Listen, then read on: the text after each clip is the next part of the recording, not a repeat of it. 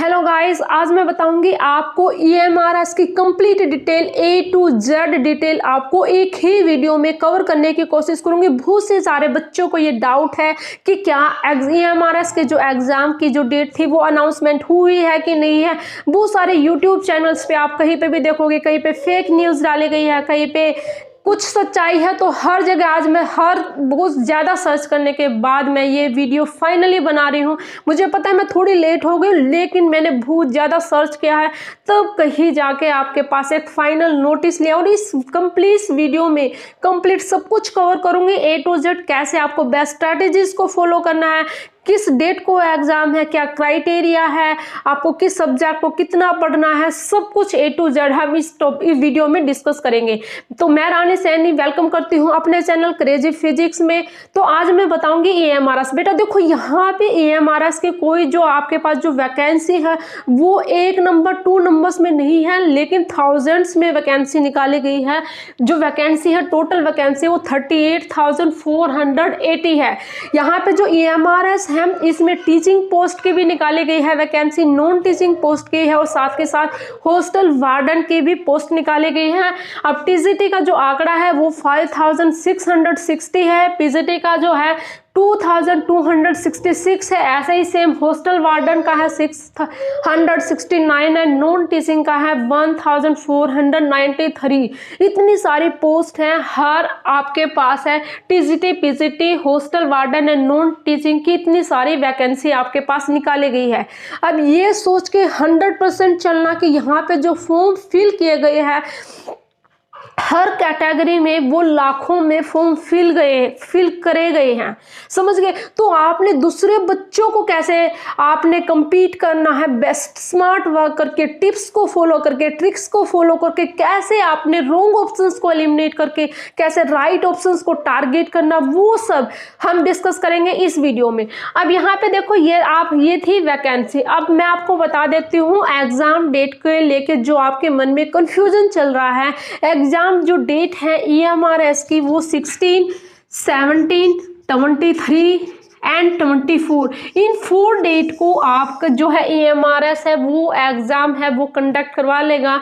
16, 17, 23 and 24 दिसंबर की last, आज से ठीक 30 डेज बाद आपका एग्जाम है वो कंडक्ट करवा लिया जाएगा। अभी है फेस्टिवल है जो दिवाली का था, जिसमें 1 वीक सबसे ज़्यादा लगता है, वो आई होप है आप सभी ने बहुत अच्छे से दिवाली सेलिब्रेट कर ली होगी। अब आप बिल्कुल कंसंट्रेट होके, बी पॉजिटिव, अपने आप को मोटिवेट करके सब कुछ कंसंट्रेट करो अपनी स्टडी पे, इधर उधर की बातें बिल्कुल छोड़ दो, पॉजिटिव माहौल क्रिएट करो। सबसे पहले जब भी आप स्टडी के लिए बैठो सिर्फ 2 बातें जरूर करो, पॉजिटिव, अपने आप में एक पॉजिटिव एटीट्यूड लेके आओ, अपने चारों तरफ एक पॉजिटिव है माहौल को क्रिएट करो। Second thing is that motivate, आप मोटिवेट रहो हमेशा। डीमोटिवेट होने की नीड नहीं है कि ये नहीं हुआ, ये नहीं हुआ, अब लास्ट 30 डेज बचे हैं, अब क्या करें क्या करें, ऐसे सोचने से कुछ नहीं होगा, समझ गए। हमेशा पॉजिटिव रहो, मोटिवेट रहो, बिल्कुल सेटिस्फाई रहो, जो होगा अच्छा होगा, बेटर होगा, ऐसा सोच के चलो, ठीक है। अपनी सेल्फ एफिकेसी है उसको हाई करने की हमेशा कोशिश करो, समझ गए। उसको कभी भी डाउन, सेल्फ रेगुलेशंस करो, अपने बेस्ट अप्रोच अपनाओ कि हाँ अपने आप को सेल्फ रेगुलेट करो। मैंने आज कितना पढ़ना है, क्या पढ़ना है, सब कुछ टाइम टेबल है वो फिक्स करो वहाँ पे, ठीक है। अगर उस टाइम टेबल पे ये नहीं हुआ तो उस टाइम को ये सोच के मत चलो कि उस टाइम पे मैंने ये काम करना था और मेरे से नहीं हुआ और आप डीमोटिवेट हो गए। ऐसा आज तेरे को क्या करना है, आज से ये करना है और आज वो करना है।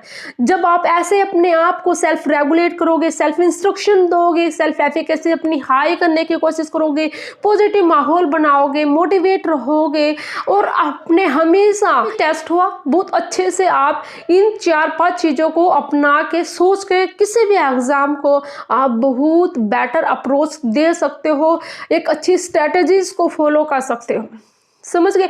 अब मैं आपको बताऊंगी यहाँ पे आपको तैयारी कैसे करनी है अगर आप एग्जाम दे रहे हो फर्स्ट टाइम EMRS का, ठीक है।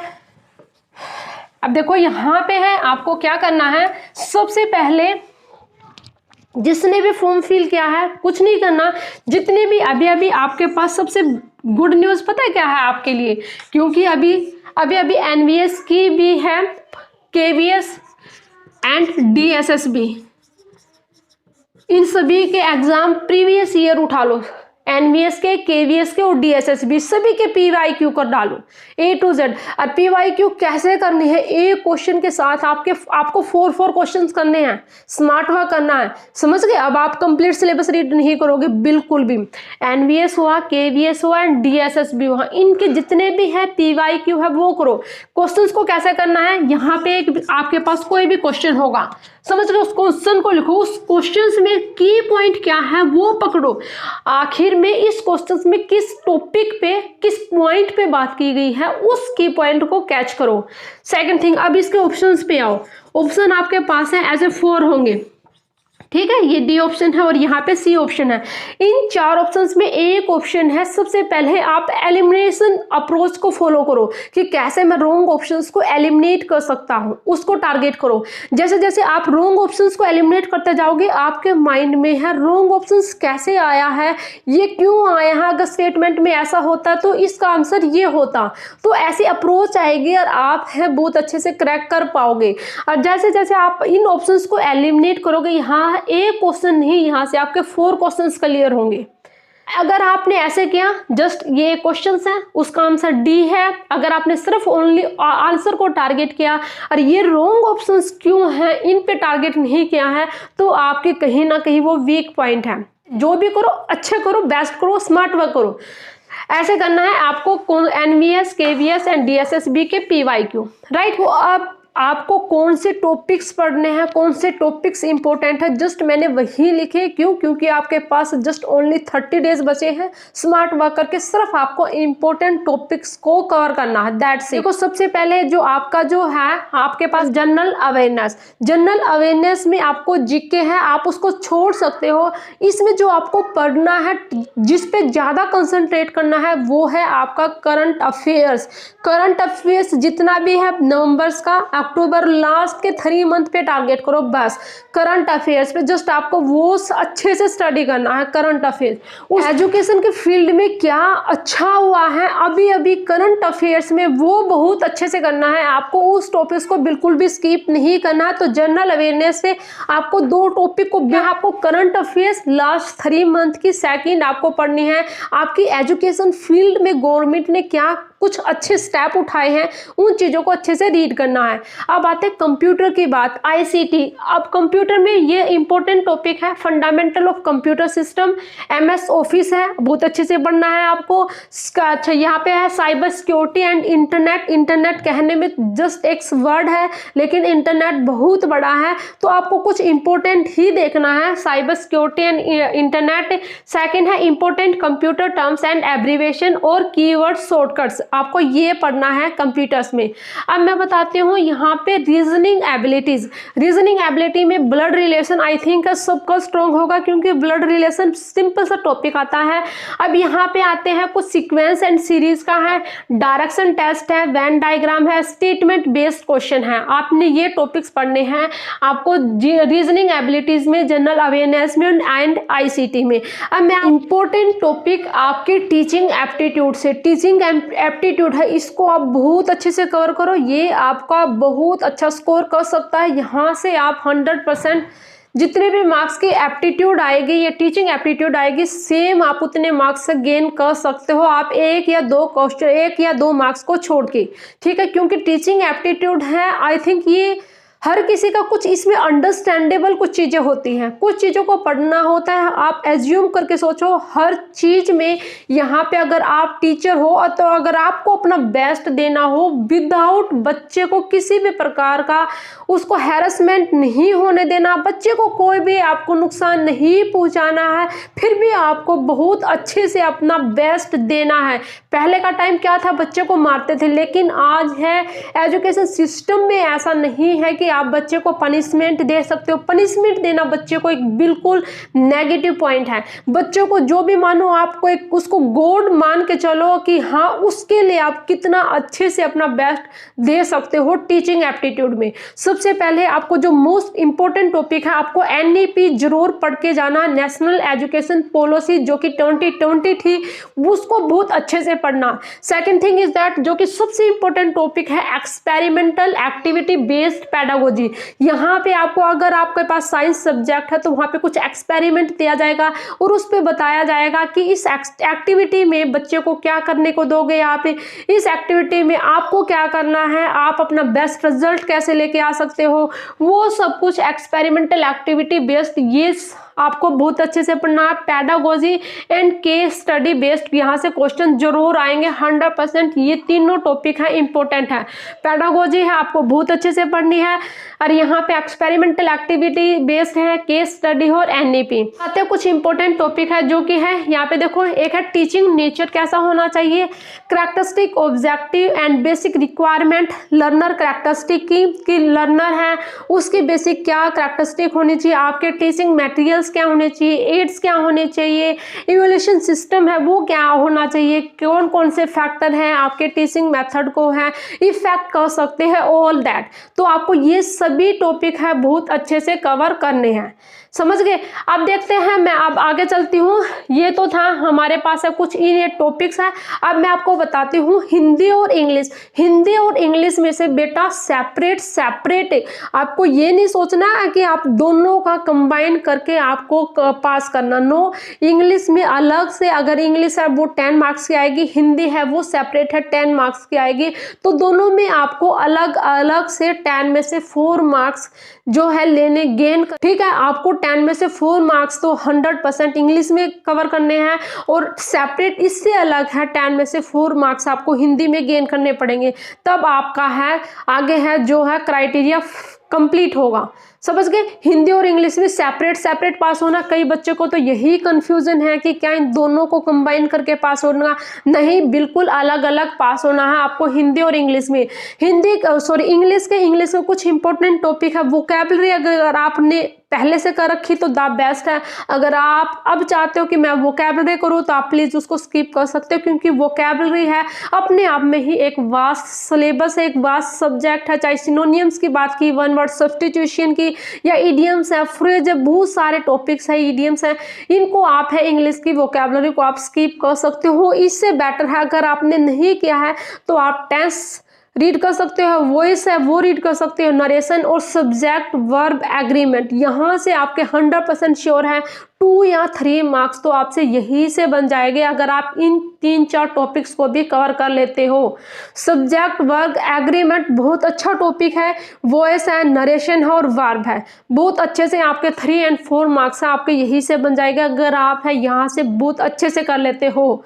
ऐसे ही हिंदी की वोकैबुलरी है, आप स्टार्टिंग से पढ़ते आ रहे हो, स्टार्टिंग से तो आप इंग्लिश में भी पढ़ते आ रहे थे, लेकिन इंग्लिश में थोड़ा सा डिफरेंट है, लेकिन इंग्लिश हिंदी है आप भी यूज करते हो, तो हिंदी मतलब कहीं ना कहीं आपके लिए इजी है। आई थिंक है थोड़ा सा आप एलिमिनेशन ऑप्शन को भी मेथड का यूज कर सकते हो, तो आप हिंदी को बगैर पढ़े भी वोकैबुलरी को बहुत अच्छे से कर सकते हो।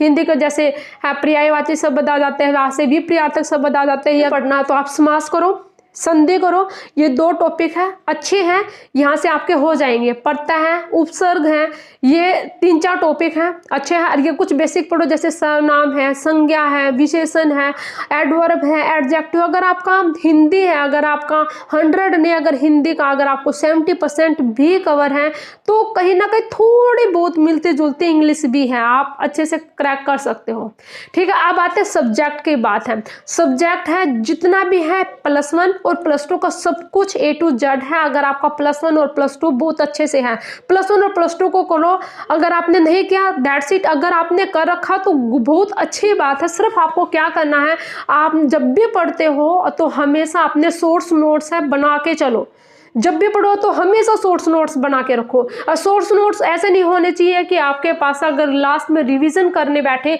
तो आपके पास एक छोटी कॉपी बने, नो। सिर्फ सोर्स नोट्स ऐसे हो कि सिर्फ आपके 5 या 6 पेज हो, सिर्फ थोड़ा छोटा छोटा लिखना है, लेकिन की पॉइंट को लिखना है। जब भी याद करो चीज़ों को रिलेट करके पढ़ो, एक दूसरे से कैसे ना कैसे लिंक करके पढ़ो। लिंक करने से क्या होती है, चीज़ें हमारे माइंड में ज़्यादा लॉन्ग टाइम तक स्टोर रहती है, आपको ईजी रहता है याद करना चीज़ों को अच्छे से, ठीक है। आप सिस्टमेटिक वे से अगर याद करोगे तो चीज़ें बहुत अच्छी। आप याद भी, और जिस टाइम पे आपको रिकॉल करना होता है चीज़ें उस टाइम पे बहुत अच्छे ढंग से आपको याद भी आती हैं। अगर आपको ऐसे ही बेढंगे से अगर आप तरीके से याद करोगे तो चीज़ें जिस टाइम पे आपको याद आनी होगी, जिस टाइम पे आपको रिकॉल करना होगा आपका आंसर, तो वहाँ पे वो चीज़ें हैं आप है रिकॉल नहीं कर पाते हो, वहाँ पे कन्फ्यूजन रहती है कि ये ऑप्शन करेक्ट है या ये ऑप्शन करेक्ट रहेगा, ऐसे वहाँ पे आपके ऑप्शंस में आपको कन्फ्यूजन रहती है।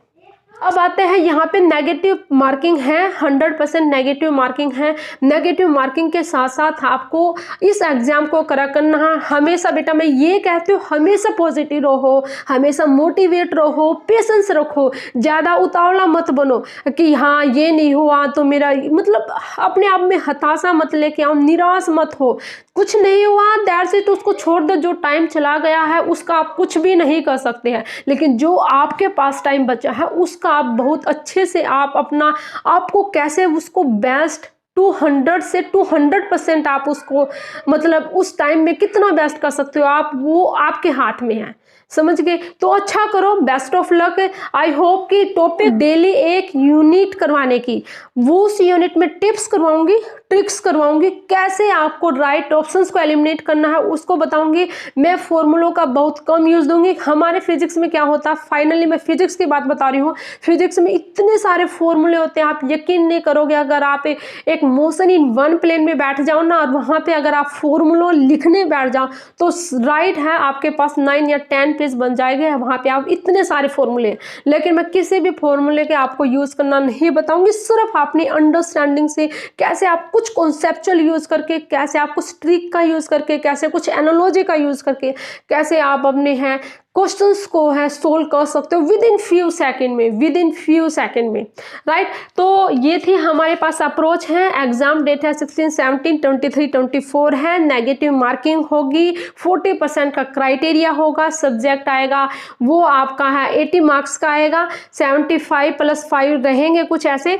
अब मैं यहाँ पे थोड़ा सा आपको और बता देती हूँ। जो आपका जो सब्जेक्ट है वो 80 मार्क्स में रहेगा। आपका जो टोटल सब्जेक्ट है 80 मार्क्स का, ठीक है। और जो टोटल जो पेपर आएगा वो 150 मार्क्स का आएगा। 3 आवर्स का जो आपका पेपर होगा। जनरल अवेयरनेस है वो आपकी 10 मार्क्स की आएगी। जनरल अवेयरनेस थी वो 10 मार्क्स की आएगी। रीजनिंग एबिलिटी है वो 20 मार्क्स की आएगी। ICT और टीचिंग एप्टीट्यूड है ये सभी 10-10 मार्क्स के आएंगे। जनरल इंग्लिश है सेपरेट से 10 मार्क्स की आएगी और जनरल हिंदी भी सेपरेट से 10 मार्क्स आएगी। आपको सिर्फ ये जरूर ध्यान रखना, जनरल इंग्लिश आती है या हिंदी आती है उनमें आपको सेपरेट 4 मार्क्स तो गेन करने ही करने। अगर आपने 4 मार्क्स से कम गेन किए तो वहाँ पे आप हैं आपका जो पेपर है वो चेक नहीं किया जाएगा। सबसे पहले है आपका यही पैटर्न जो है वो चेक किया जाएगा, जनरल इंग्लिश और हिंदी। अगर आप इस क्राइटेरिया को फुलफिल करते हो तभी आपका एग्जाम है वो अच्छे से चेक किया जाएगा। तो समझ गए? तो आप है जनरल पार्ट को बिल्कुल भी स्किप करके नहीं छोड़ सकते हैं। So thanks for watching this video and मिलते हैं इन नेक्स्ट वीडियो में।